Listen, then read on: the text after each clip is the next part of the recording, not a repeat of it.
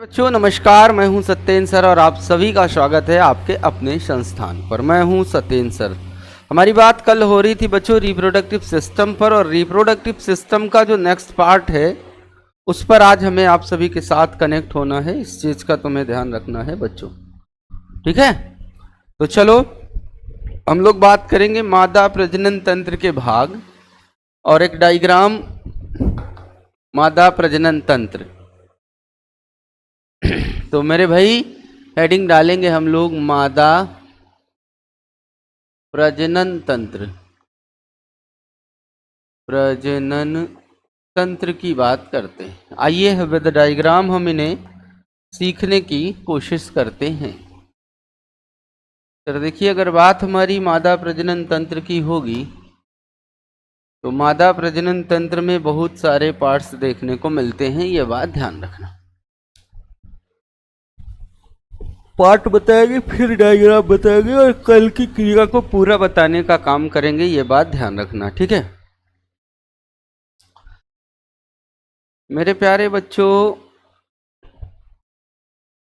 अगर हम आप सभी से बात करेंगे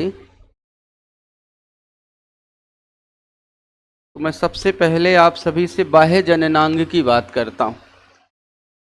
किसकी बात करूंगा सर? बाह्य जननांग की बात करता हूं। बाह्य जननांग का मतलब होता है मेरे बच्चे एक्सटर्नल जेनिटैलिया बोलते हैं उसे। क्या बोलेंगे मेरे बच्चे? तो उसे बोलेंगे एक्सटर्नल जेनिटैलिया, ये ध्यान रखना। या आप उसे प्यार से मेरे बच्चे युलवा कह सकते हैं, ये ध्यान रखना है, ठीक है? क्या कह सकते हैं सर? इसे वोल्वा कह सकते हैं, वोल्वा। अब देखो, वोल्वा के अंतर्गत कितने लोग आते हैं या बाह्य जननांग के अंतर्गत कौन कौन से लोग आते हैं? ठीक, हाँ बस बस, ठीक ठीक ठीक है। आइए, कौन कौन से लोग? जैसे आपके पास एक नंबर पर आता है मेरे बच्चे मॉन्स प्यूबिस। ये सर क्या होती हैं बाह्य जननांग में? लिख देना कि सर यह वसा से बना हुआ उभरा भाग है। उभरा भाग है कौन सर? Mons pubis. और ये जगह जो होता है मेरे बच्चे वो होता है यौवन के बाद यहाँ बाल उगते हैं। यौवन के बाद यहाँ बाल उगते हैं, ये बात ध्यान रखना। कार्य क्या है इनका? कार्य है सर जननांगों की सुरक्षा। जननांगों की सुरक्षा करना उनका कार्य होता है, ये ध्यान रखना, ठीक है? का दूसरा पार्ट है मेरे बच्चे लेबिया मजोरा। लेबिया मजोरा ई का है सर त्वचा की दो बड़ी परतें हैं। ये त्वचा की दो बड़ी परतें हैं। कार्य क्या है? आंतरिक जननांगों की सुरक्षा। आंतरिक जननांगों की सुरक्षा, जननांगों की सुरक्षा इनका कार्य होता है, यह हर बच्चा ध्यान रखे, ठीक है? लेबिया मजोरा के बाद तीसरा पार्ट होता है मेरे बच्चे लेबिया मिनोरा। सर ये सबका बता रहे हैं, ये पार्ट हैं, तो यहाँ दिमाग में रखना कि सर ये होती है लेबिया मजोरा के अंदर की पतली परत, ठीक है? ये दिमाग में रखे रहना। लेबिया मजोरा के अंदर की पतली परत होती है, ये ध्यान रखना है। इसका कार्य क्या है सर? कार्य है योनि एवं मूत्र मार्ग की रक्षा करना। योनि एवं मूत्र मार्ग की रक्षा, मूत्र मार्ग की रक्षा। ठीक है। तीसरे के बाद चौथा पार्ट है मेरे बच्चे, उसको हम बोलते हैं क्लाइटोरिस। अब देखो क्लाइटोरिस जो होती है मेरे बच्चे, क्या कर रही, यह अत्यधिक संवेदनशील अंग है, संवेदनशील अंग है,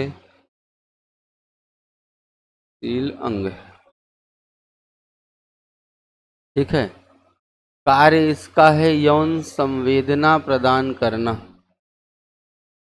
यौन संवेदना प्रदान करना,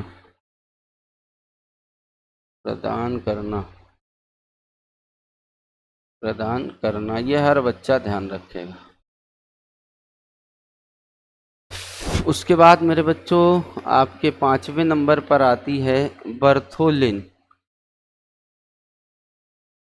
क्या आती है सर? Bartholin gland. गुरुजी ई क्या करती है? यह चिकना द्रव बनाती है, यह चिकना द्रव बनाती है। संभोग के समय घर्षण को कम करती है, समय घर्षण को कम करती है, को कम करती है। यह हर बच्चा ध्यान रखेगा कि सर संभोग के समय घर्षण को कम करने का काम करती है, ये बात ध्यान देना बच्चों। हाँ। और उसके बाद 2 नंबर पर आ जाती है योनि, वेजाइना जिसे बोलते हो मेरे भाई, प्यार से आप इसे योनि भी बोलते हो, ये ध्यान रखो। सर लगभग लंबाई की अगर बात करेंगे तो 7 से 10 सेंटीमीटर पेशीय नली है, ये ध्यान रखना। कार्य, कार्य क्या करेगी? शुक्राणुओं को का प्रवेश मार्ग, शुक्राणुओं का प्रवेश मार्ग। ठीक है। मासिक धर्म में रक्त को बाहर करना, मासिक धर्म में रक्त को बाहर करना। ठीक है, ये चीज ध्यान रखना। बाकी प्रसव के समय शिशु का जन्म, ये ध्यान रखना। ठीक है, चलो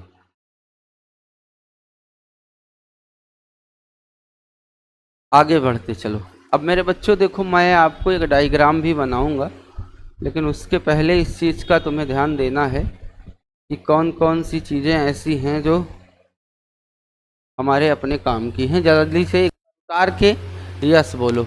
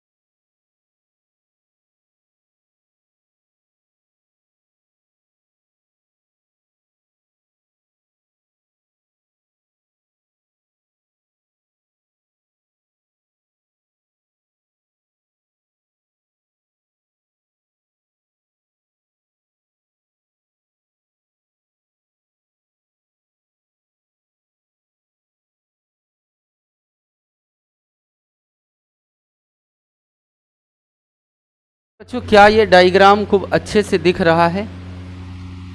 नीतीश बाबू जल्दी से बता दो, डायग्राम बढ़िया दिख रहा है या नहीं? तो बच्चों इसे हम बोलेंगे अंडाशय या ओवरी। उसके बाद आप देखोगे तो आपको ये एक जगह देखने को मिल रही होगी, ये कुछ रेड कलर की, जहां पर गुफा जैसी संरचना बनी हुई दिख रही होगी। ये देख रहे हो? इसको सर हम लोग बोलते हैं गर्भाशय गुहा। ये जगह देख रहे हो ना, ये क्या है सर? गर्भाशय गुहा है।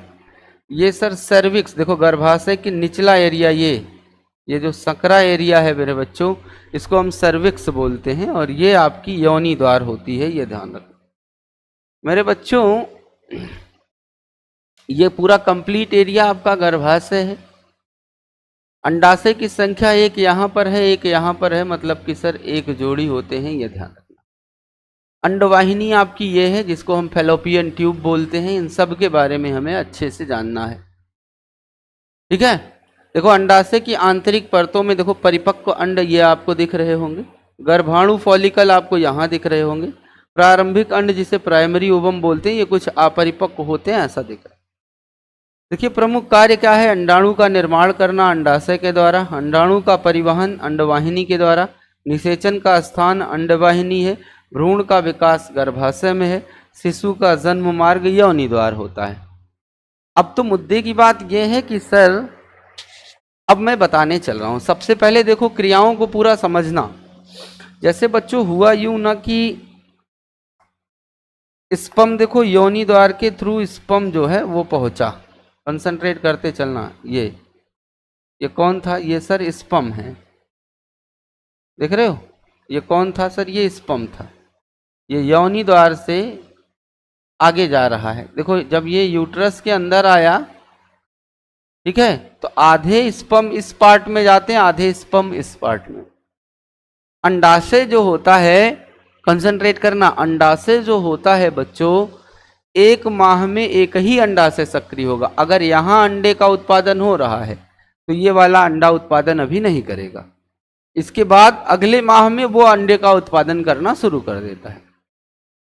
तो मेरे बच्चे यहां से स्पर्म होते हुए, ध्यान दें, यहां से स्पर्म ऐसे होते होते होते होते होते होते ये होती है जगह, देखो यहां से मुड़ा हुआ भाग ये एम्पुला होती है, कंसंट्रेट करना, यही जगह एम्पुला है।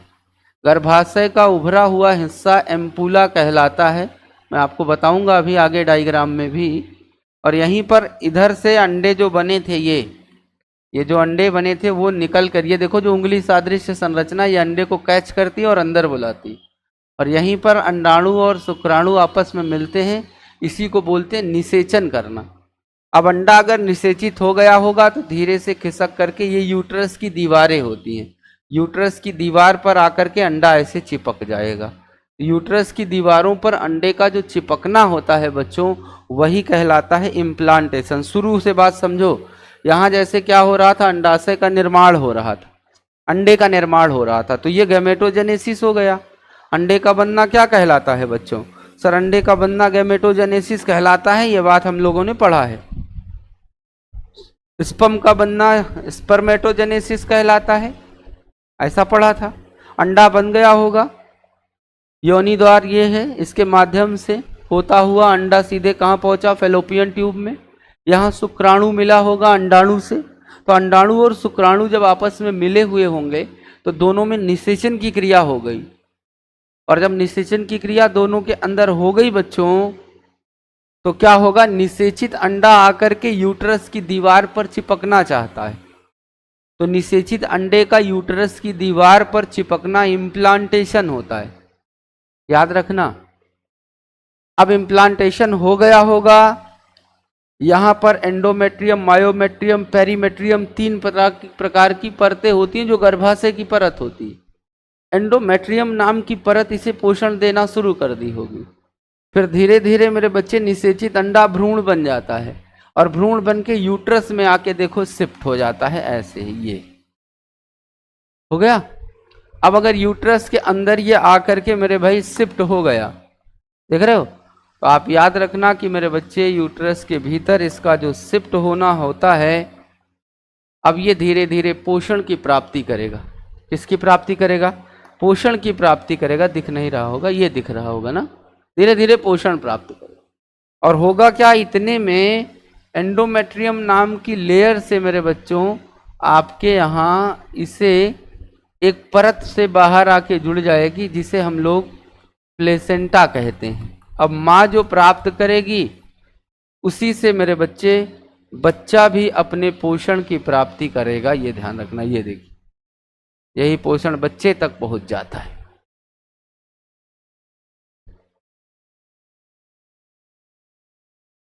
हाँ, अभी सारी बातें बताएंगे भैया, परेशान ना होइए। बोर्न क्या है भाई?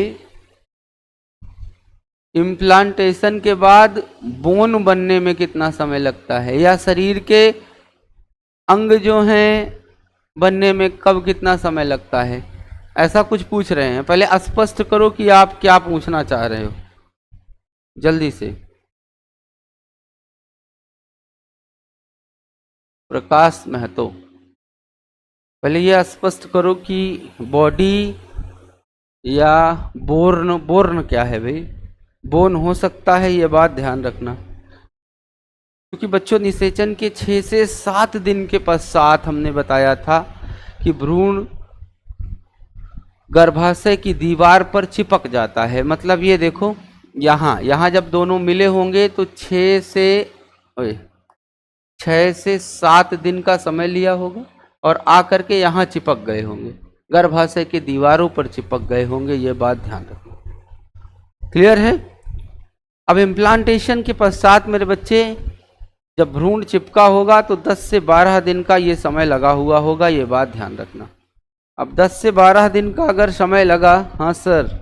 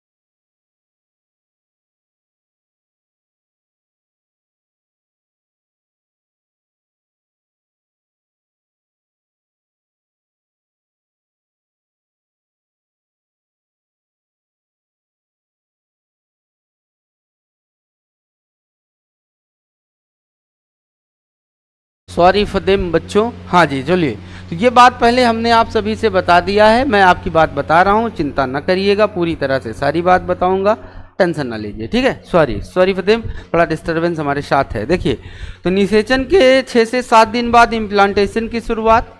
तीसरा सप्ताह जैसे लगता है बच्चों अंग बनना शुरू हो जाते हैं, ये ध्यान रखना। और 22वें दिन हृदय धड़कना शुरू हो जाता है, याद रखते चलना, अगर तुम्हें जानकारी ज़्यादा डीप में लेनी है तो आप लिख लो कहीं, 22वें दिन दिल धड़कना शुरू हो जाता है।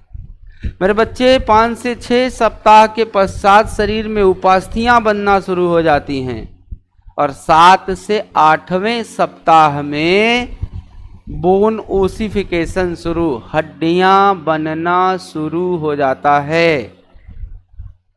प्रकाश जी, आपका प्रश्न मुझे लग रहा है मिल गया। और 8 सप्ताह के पश्चात अधिकांशतः अंग जो होते हैं वो मूल संरचना में आ जाते हैं, फिर धीरे धीरे अंगों का निर्माण। चूंकि अंग का निर्माण आपने पढ़ा था, हमने बताया था कि सर हमारे शरीर के अंग मुख्यतः 3 परतीय संरचनाओं में बनते हैं।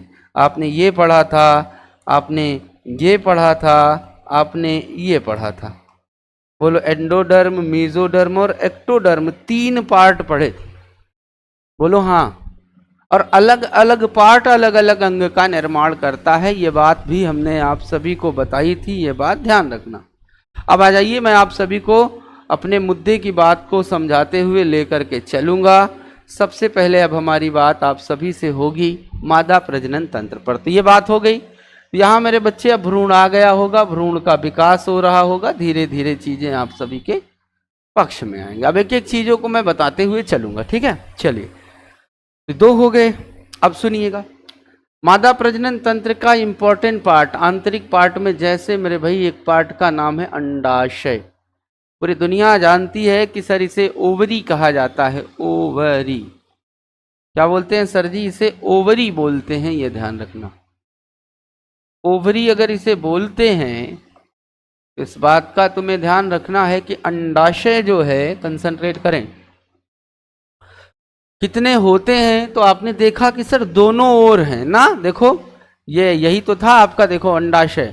संख्या अगर आप इसकी देखना चाहोगे तो आप बताओगे कि सर जी 1 जोड़ी होते हैं, बोले ठीक है सर, 1 जोड़ी देखते हैं, यही था ना। ऐसे ये एक ये 2 ही थे, यहाँ से आपकी एक ट्यूब निकली हुई थी, यहाँ से आपकी एक ट्यूब निकली हुई थी, ये आपके यूट्रस का निर्माण कर रहा था, देखो ऐसा, और ये यूट्रस ऐसे नीचे जा करके सर्विक्स का निर्माण किया, और ये आपके यहाँ यूट्रस। तो अंडाशय हमारी यही है। इनके अंदर क्या होता है सर? इनके अंदर सर अंडे का निर्माण होता है। ये सभी कहाँ हैं सर? अंडाशय। लेकिन याद ये रखना कि 1 माह में एक ही अंडाशय अंडे का निर्माण करता है। जब ये निर्माण करेगा तो अंडा ऐसे निकल करके जाएगा, स्पर्म मिल जाएगा तो निषेचन की क्रिया हो जाएगी, और अगर नहीं मिलेगा तो निषेचन की क्रिया नहीं होगी, बात खत्म, ठीक है। फिर अंडा क्या करेगा? यूट्रस की दीवारों में देखते हैं कि मेंस्ट्रुएशन साइकिल यानी मासिक धर्म के पश्चात यूट्रस की दीवारें अपनी संरचना को मजबूत करना शुरू कर देती हैं, और ये सर 3 परतीय संरचनाओं की बनती हैं, ये ध्यान रखना। और यही संरचनाएं बाद में टूटना शुरू कर देती हैं बच्चों, और जब ये बाद में टूटना शुरू कर देती हैं तो रक्त के साथ ये टूट करके बाहर निकलती हैं, जिसे हम लोग मेंस्ट्रुएशन साइकिल या मासिक चक्र या आर्तव चक्र कहते हैं, ये बात ध्यान रखना, ठीक है। तो ये अंडाशय, संख्या कितनी है? 1 जोड़ी, ठीक है। अगर बात इसने ये किया होता कि सर कैसे होता है अंडाशय आकार, तो आप प्यार से बता सकते हैं कि सर इसका आकार होता है बादाम जैसा। कैसा है सर? बादाम के जैसा इसका आकार होता है, ये ध्यान, ठीक है। देखो ये पार्ट आपका गर्भाशय का है, अभी अभी आपने पढ़ा था। ये पार्ट आपका फैलोपियन ट्यूब का है, अभी पढ़ा था। फैलोपियन ट्यूब का है मेरे भाई, अभी आपने पढ़ा था। और ये पार्ट आपका देखो नीचे का है सर्विक्स। सर्विक्स बोलते हैं जिसे हम गर्भाशय ग्रीवा बोलते हैं, गर्भाशय ग्रीवा बोलते हैं, ये ध्यान रखना। गर्भाशय का निचला सबसे सकरा हुआ भाग। प्यारे बच्चों, कार्य की बात अगर हम करेंगे तो कार्य इसका है सर अंडाणु। क्या? अंडाणु का निर्माण करना, अंडाणु का निर्माण करना। या अंडाणु बनाना, जिसे ओजेनेसिस बोलते हैं, ओजेनेसिस के नाम से हम जिसे जानते हैं। दूसरा क्या मेरे बच्चे, दूसरा कार्य है हार्मोन बनाना, हमने पहले ही पढ़ा है इसको। हार्मोन बनाना, कौन कौन से हार्मोन थे, याद है आप सभी को? एस्ट्रोजन, प्रोजेस्टेरॉन, याद है? याद है बच्चों? Estrogen, sex hormone, sex hormone याद आ रहा होगा, अभी हार्मोन हम लोगों ने पढ़ा है गोनाइड ग्लैंड में। प्रोजेस्टेरॉन प्रेगनेंसी हार्मोन, यही प्रेगनेंसी को रोकने का काम करता है भैया। पास से प्रोजेस्टेरॉन, पास से प्रेगनेंसी हार्मोन। अच्छा बच्चों, ये हार्मोन क्या करता है, ये जो यूट्रस की दीवार है, जो गर्भाशय की रेखा है ना, ये संकुचित नहीं होने देता, ये बात ध्यान रखना है, ठीक है? क्योंकि संकुचित होगा तो निषेचित अंडा नीचे चला आएगा मेंसुरेशन साइकिल के रूप में, ये बात ध्यान रखना है। ओके, चलो प्यारे, अब मेरी बात को थोड़ा गंभीरता से समझो। तो हार्मोन को बनाना, प्रोजेस्टेरॉन और रिलैक्सिन जैसे हार्मोन भी यहीं से निकल जाते हैं। अगर लिखना होगा तो यहाँ लिख देना, ये 2 है, ये 1 है, ये 3, यहाँ रिलैक्सिन भी लिख देना। रिलैक्सिन बेसिकली मेरे बच्चे ये प्रसव के समय रिलैक्सेशन देने का काम करता है, ये ध्यान रखें। क्लियर है? ओके, अच्छा अब सुनिएगा मेरी बात को ध्यान से। अब देखो, एस्ट्रोजन का कार्य था द्वितीयक लक्षणों को विकसित करना, गर्भाशय की वृद्धि करना, मासिक चक्र को नियंत्रित करना, हम लोगों ने पहले ही पढ़ लिया था। गर्भाशय में गर्भधारण को बनाए रखने का काम कौन करता था सर? प्रोजेस्टेरॉन करता था, ये बात ध्यान रखें। इस तरह से मेरे बच्चे आप सभी ने ये देखा कि अंडाणु जो था वो सर संख्या में 1 जोड़ी था, हार्मोन का सिक्रेशन करता था और जो भी चीजें करता था, ये बात हम लोगों ने समझ लिया। अब मेरे प्यारे बच्चों, एक बात मैं आप सभी को बताना चाहूँगा। अंडे जब विकसित होते हैं, अंडे के निकलने का समय होता है मासिक धर्म, पहले याद रखना, मेंसुरेशन साइकिल हर बच्चा याद रखेगा। मासिक धर्म चक्र कह सकते हो आप, 28 डेज की अवधि होती है, यह हर बच्चे ने पढ़ा होगा। मेंसुरेशन साइकिल या आर्तव चक्र या मासिक चक्र, हमने आपको बताया था कि सर पहला मासिक चक्र मेनॉर्च कहलाता है और अंतिम मासिक चक्र आपका मेनोपोज कहलाता है, ऐसा शायद कुछ हमने आपको बताया होगा। प्यारे बच्चों याद रखना, अगर मैं बात करूंगा मासिक धर्म चरण, मासिक धर्म चरण मतलब कितने दिन तक रक्त का स्राव होता रहता है, तो 1 से लेकर के 5 दिनों तक होता है, यह अधिकतम है। अगर आप सभी से कोई पूछे कि सर फॉलिक्यूलर चरण कब है, तो फॉलिक्यूलर चरण मेरे बच्चे आपको 6 से लेकर के 13वें दिन तक देखने को मिलता है। लेकिन अगर आपसे पूछेगा कि अंडोत्सर्ग, ये वही समय है मेरे बच्चे जब संभोग की क्रिया के पश्चात निषेचन के चांस सबसे ज्यादा होते हैं, ठीक है? ये ध्यान रखना, अंडोत्सर्ग ओवल्यूशन पीरियड इसी को बोलते हैं, ये लगभग 14वां दिन होता है, लगभग 14वां दिन है, ये ध्यान रखना है, ठीक है? तो ओवल्यूशन पीरियड लगभग मेरे बच्चे 14वां दिन होता है। एक ल्यूटल चरण होता है, ये हर बच्चा ध्यान रखेगा, और ल्यूटल चरण में मेरे बच्चे 15 से 28वें दिन की बात होती है, 15वें से 28वें दिन की बात होती है, ये बात ध्यान रखना। इस तरह से मेरे बच्चे आपको मासिक चक्र की प्रक्रिया के संदर्भ में बातें पता चल गई हैं, ठीक है? अब मेरी बात आप सभी से जो सबसे ज़्यादा महत्वपूर्ण होगी भैया, वो होती है, ये देखिए, ये अंडवाहिनी, ये देख रहे हैं ना, निषेचन के लिए ये अंडवाहिनी की बात करता हूँ, जिसे हम डिंब वाहिनी बोलते हैं। 3 पार्ट में फैली हुई है, पिछले में देख लीजिएगा, एक पार्ट इसका ये है मेरे बच्चे, दूसरा ये है, तीसरा ये है, ये ध्यान रखना है, ठीक है? ठीक है ना मेरे भाई?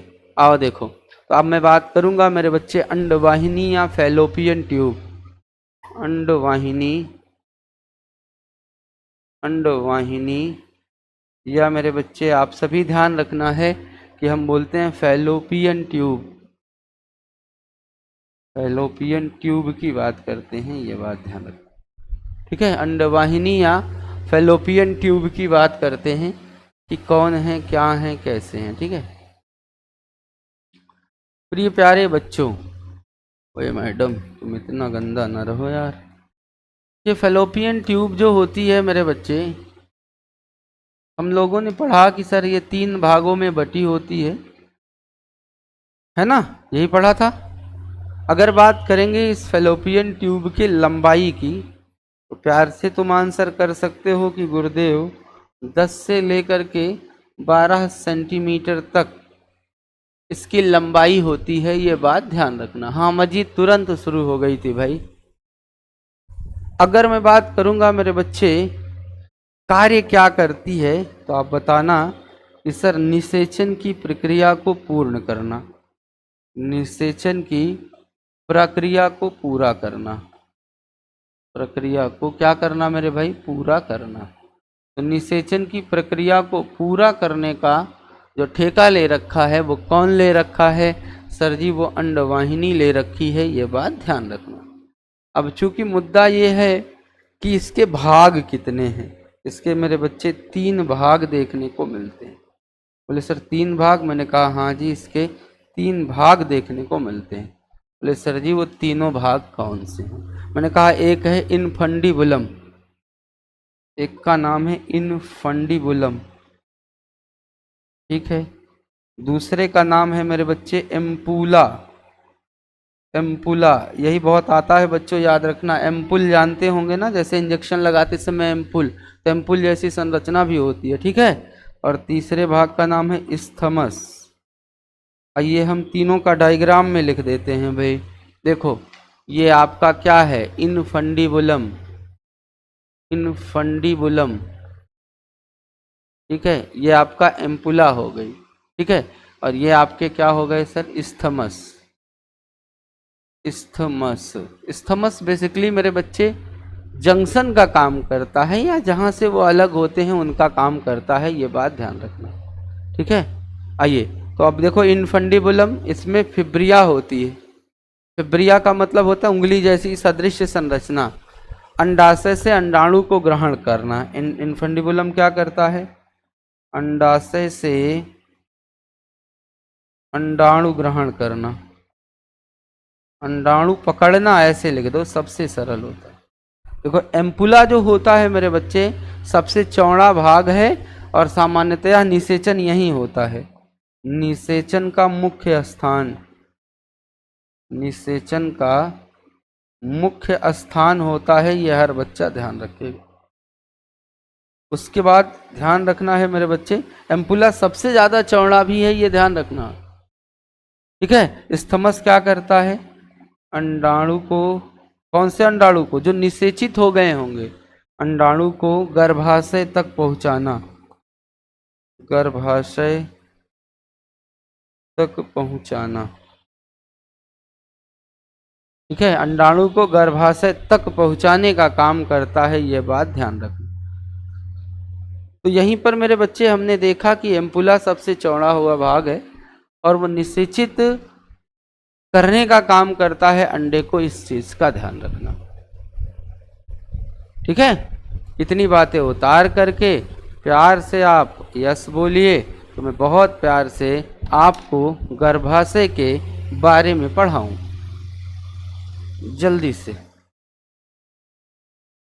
आजमा करके कभी देख ले, तैयार हूँ मैं जान की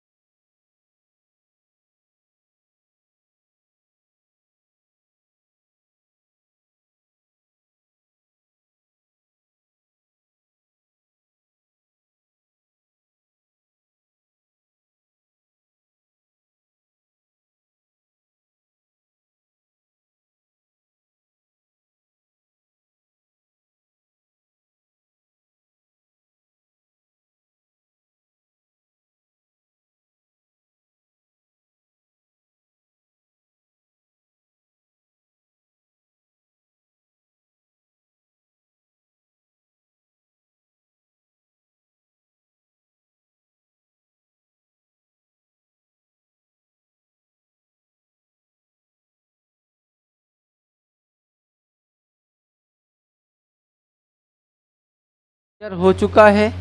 तो अंडवाहिनी में जो सबसे ज़्यादा महत्वपूर्ण है, जिसे फेलोपियन ट्यूब या ओवाडक्ट बोलते हो बच्चों, वो होता है एम्पुला, जो निषेचन का मुख्य स्थान होता है।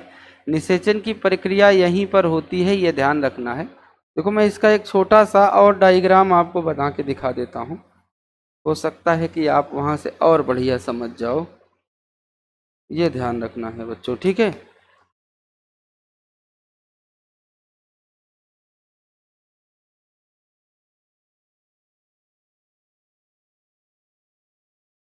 ठीक है भैया, ठीक।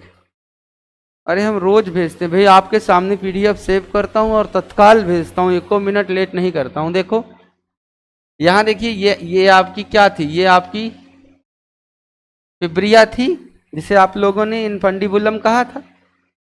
यहाँ देखो ये जो उभरा हुआ हिस्सा, ये कुछ ऐसे होता है। मान लो यहाँ से ये देखो, ये मान लो आपकी कौन थी, इनफंडिबुलम था, जिसका फिब्रिया वाला पार्ट था, ठीक है। इसने यहाँ से अंडे को पकड़ लिया, बुला लिया अंडे को बुला लिया कि मैडम आ जाओ, ठीक है।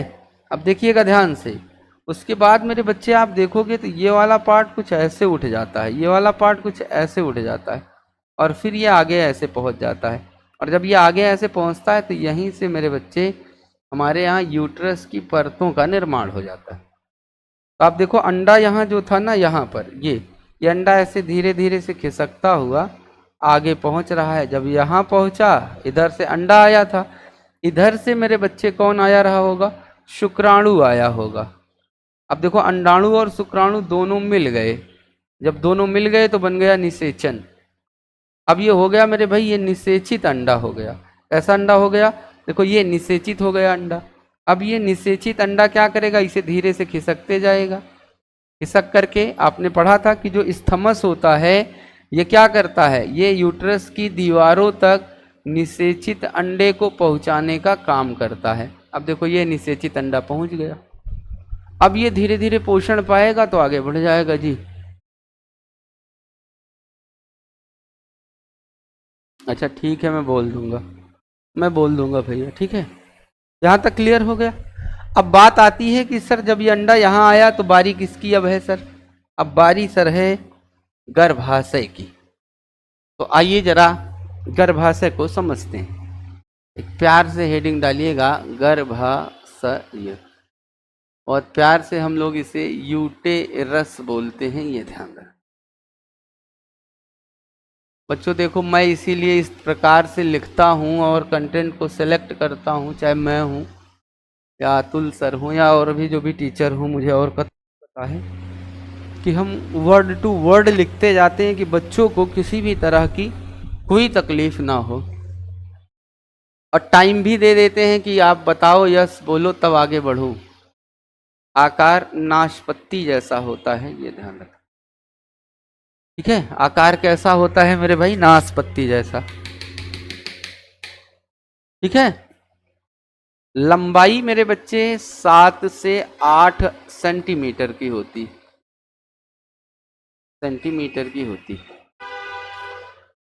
अगर मैं इसकी बात की करूंगा कि सर इसके जो भाग हैं वो कौन कौन से हैं, तो सर इसके भी 3 भाग हैं। एक यूट्रस के कुल कितने भाग सर, 3। बोले सर एक भाग का नाम फंडस है, दूसरे भाग का नाम बॉडी है, तीसरे भाग का नाम सर्विक्स, जिसको ग्रीवा बोलते हो। तो फंडस, बॉडी और सर्विक्स, ग्रीवा, ठीक है।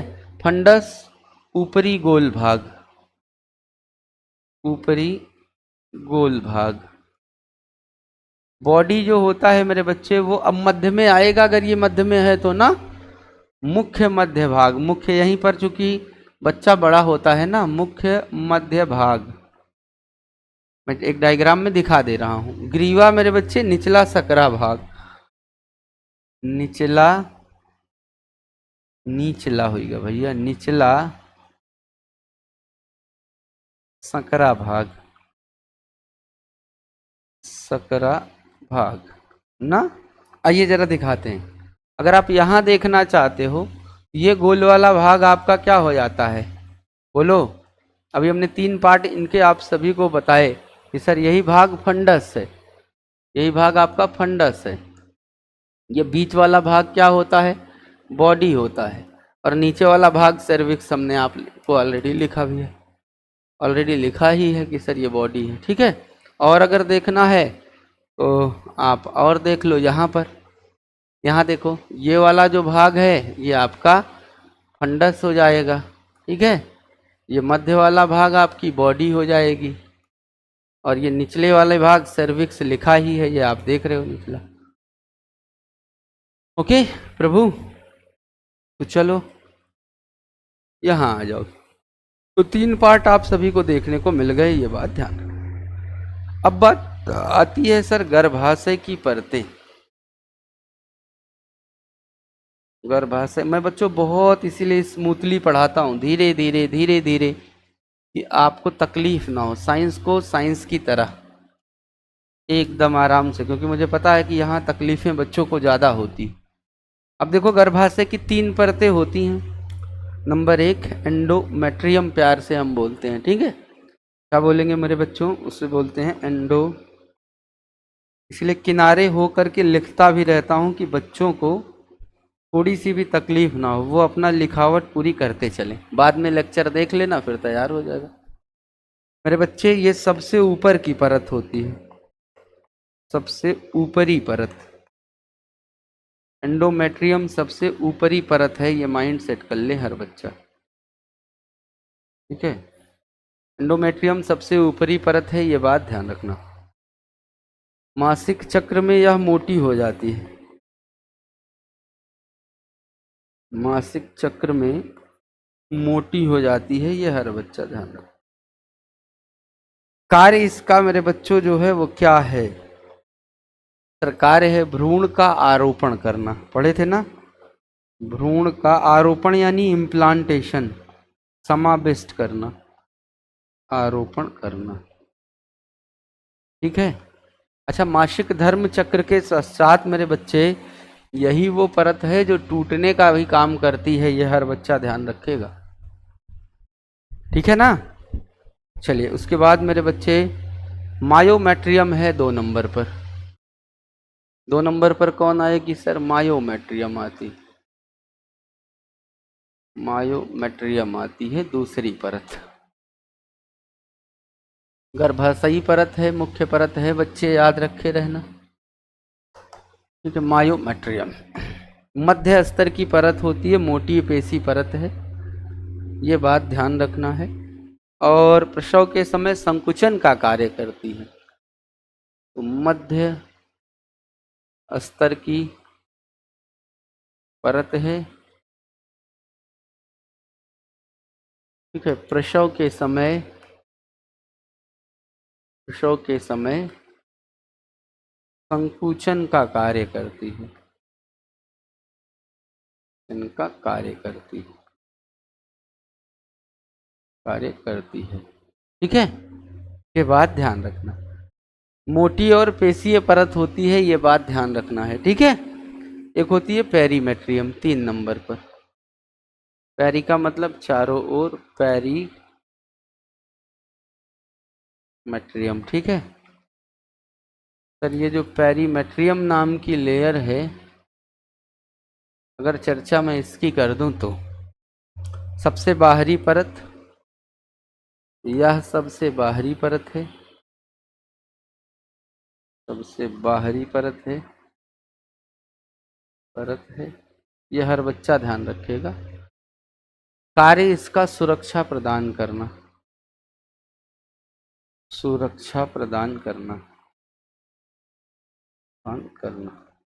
ठीक है, लेकिन सर एक बात यहाँ हमें लिखनी है, वो भी नोट लगा करके। मासिक धर्म के समय एंडोमेट्रियम नामक परत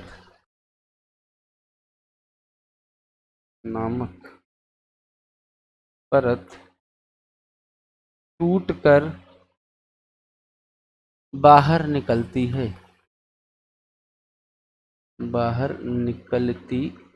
यह हर बच्चा ध्यान रखना। ये गर्भाशय वाला कार्य है, यह हर बच्चा ध्यान रखेगा। आजमा करके कभी देख ले, तैयार हूँ मैं, जान की बाजी लगा दूंगा, तेरा यार हूँ मैं, जान की। ठीक है। तो मासिक धर्म के समय एंडोमेट्रियम नामक परत टूट करके बाहर निकलती है, ये बात भी आप सभी को ध्यान रखना है बच्चों। ये थी गर्भाशय की परतें। योनि के बारे में हमने आप सभी को बता भी दिया है। अब मुद्दा ये है मेरे बच्चों कि जैसे हमारा एक प्रश्न आ जाता है कि गर्भाशय की कौन सी परत प्लेसेंटा का निर्माण करती है। अब मुद्दे की बात ये है कि एंडोमेट्रियम नाम की जो परत है वही प्लेसेंटा का निर्माण करती है, ये बात ध्यान रखना। एक नोट लगा करके यहाँ भी पॉइंट ऐड करो कि सर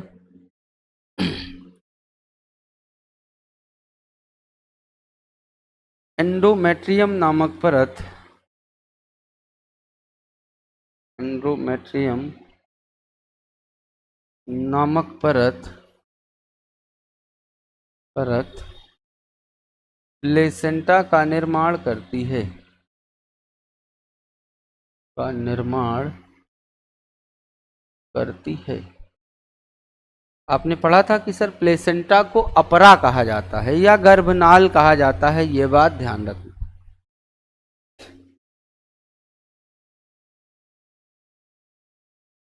चलिए,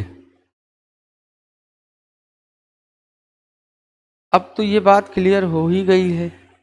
तो मुद्दे की बात ये है कि प्लेसेंटा है क्या और प्लेसेंटा का कार्य क्या है। तो बच्चों आपने पढ़ा कि प्लेसेंटा मेरे बच्चे पोषण देने का कार्य करती है, ये बात ध्यान रखें। ठीक है। यहां मैं लिखूंगा कि सर प्लेसेंटा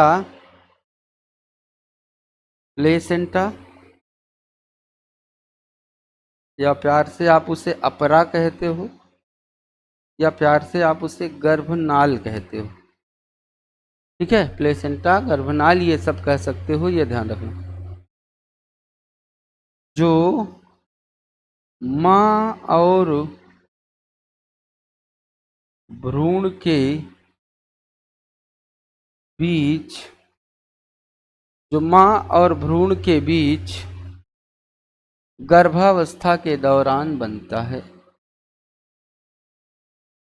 के दौरान बनने वाली, गर्भावस्था के दौरान बनने वाली अस्थायी चपटी वाली, अस्थायी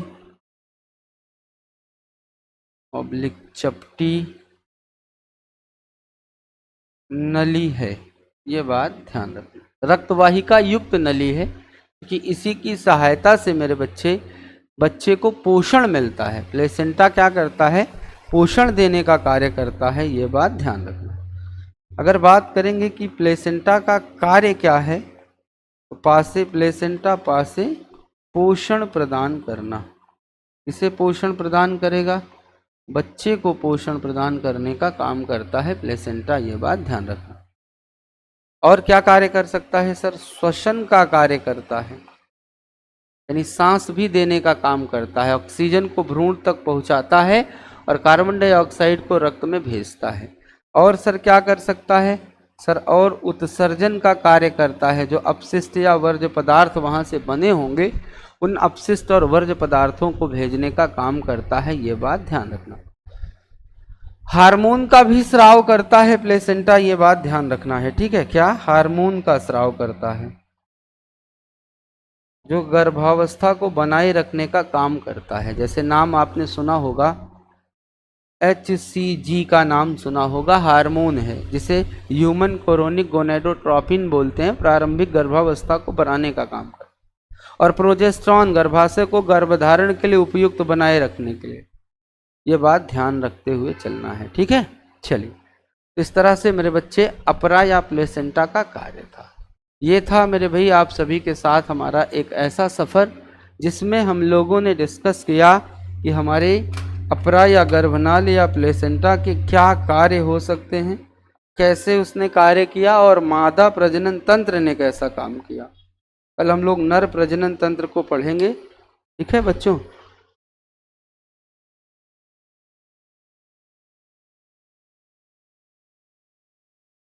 अब आज का ये अध्याय यहीं तक रहेगा और फिर हम लोग कल इस मुद्दे पर आगे बात करें। ठीक है। किसी को किसी भी तरह की तकलीफ, कुछ किसी को पूछना हो, किसी को कुछ जानना हो तो वो भी आप मुझे बता सकते हैं। ठीक है। नीतीश बाबू, प्रकाश महतो जी, मजीद खान जी और जो भी बच्चे हमारे साथ जुड़े हुए हैं, यदि उन्हें कुछ चाहिए हो तो फिर वो ज़रूर हमसे बात कर सकते हैं, या अगर आप लिख लिए होंगे तो फिर आप मुझे एक बार प्यार से यस भी बोल दीजिएगा। ठीक है। ओके। तो फिर अब हमारी आप सभी से जो बात होगी वो हो जाएगी कल के अध्याय में। कल इस टॉपिक को ख़त्म करके हम लोग फिर और कुछ पढ़ेंगे इसमें, या देखेंगे, नहीं तो फिजिक्स की क्लास को हम लोग पढ़ा देंगे। ठीक है। ठीक है। अब इसके बाद आप कल के बाद फिजिक्स पढ़ना चाहोगे या और कुछ पढ़ना चाहोगे, ये भी आप मुझे बताइएगा। ठीक है। तो मैं आप सभी तक पहुंच जाऊंगा, टेंशन न लीजिए। बस आप मजबूती के साथ हमारे साथ जुड़े रहिएगा बच्चों, बाकी जो होगा वो देखा जाएगा। ठीक है।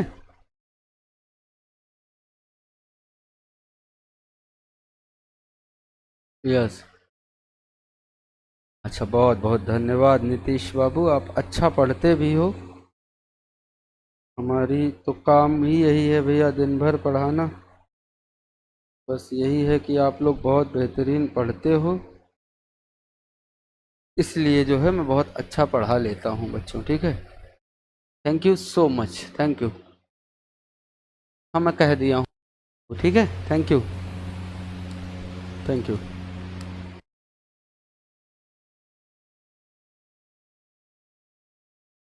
ठीक है, बस इसे ख़त्म कर लूँ तो फिजिक्स के पार्ट पर फोकस कर दूँ। ठीक है।